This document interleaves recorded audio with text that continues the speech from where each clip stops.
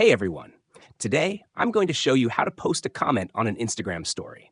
So let's get started. First things first, let's make sure your Instagram app is up to date.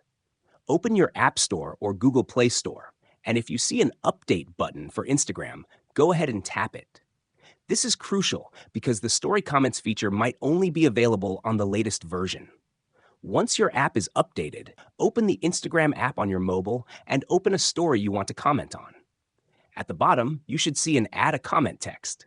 Tap on that, type in your comment, let's say, cool photo, and then hit the arrow icon to post it. Your comment is now live and it's public. This means anyone viewing this story can see what you wrote. If you don't see the option to comment, the feature might not be available in your region yet. Also, some users might have turned off story comments, so don't worry if you can't comment on every story. And that's it. If you found this video helpful, don't forget to like and subscribe for more tips like this.